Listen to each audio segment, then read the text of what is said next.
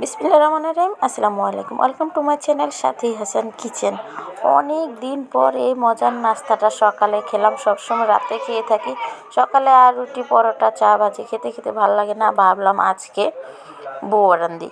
তো মসুরি ডাল দিয়ে আলু দিয়ে একটু নরম করে বউয়া রান্নাম। আর কেন জানি আজকের বউয়াটা এত মজা হয়েছে, আনিশার আব্বু আর আমি পুরোটাই খেয়ে ফেলেছি। অনেক স্বাদ হয়েছে। আরও কিন্তু বউয়া রান্দি মজা হয়, কিন্তু আজকেরটার মতন না। আজকেরটা একটু ভিন্ন রকমের স্বাদ হয়েছে, এত মজা হয়েছে, পেট ভরে খেয়েছি। আর আনিশার আব্বুও বলছে আজকের বউয়াটা অনেক মজা হয়েছে। তো মজা করে খাবার জন্য সকালবেলা ভাবলাম যে আজকে বউয়া রান্দি, শুধু তো পরোটার চা ডিম পোস্ট এগুলোই খাওয়া হয়, আজকে বউয়া খাবো। আজকে আর নাস্তা বানাবো না, চা পরোটা তো বানিয়ে ফেললাম। আনিশার আব্বু দেখুন কি বলে হয়েছে। অনেক মজা হয়েছে। অনেক মজা হয়েছে, আসলে অনেক মজা হয়েছে। মজা করে খাচ্ছি। ভর্তা নিবা না? আমি তোমার ভর্তা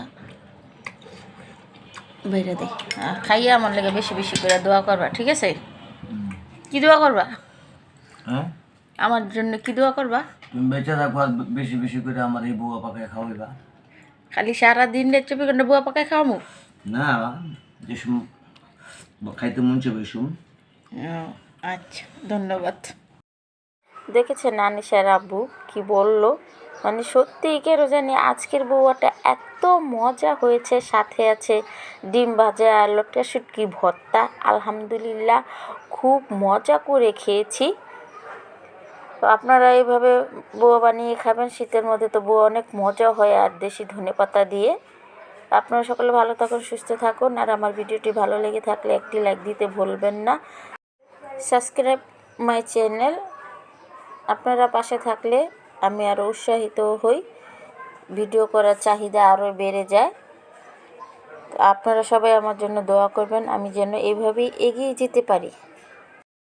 আপনারা সবাই এরকম করে মজার মজার রান্না বাসায় করে খাবেন। আর এই বুয়া তো শীতের মধ্যে বেশি মজা হয়, দেশি ধনেপাতা দিয়ে, দেশি আলু দিয়ে, নতুন আলুটা যেটা, সত্যি খুব ভালো লাগবে, খেয়ে দেখবেন। দেখুন আমি কত মজা করে খাচ্ছি, আলহামদুলিল্লাহ। তো আপনারা সকালে ভালো থাকুন, সুস্থ থাকুন। আবার দেখা হবে পরবর্তী কোনো ভিডিওতে। এখান থেকে বিদায় নিচ্ছি। আল্লাহ হাফেজ, আসসালামু আলাইকুম।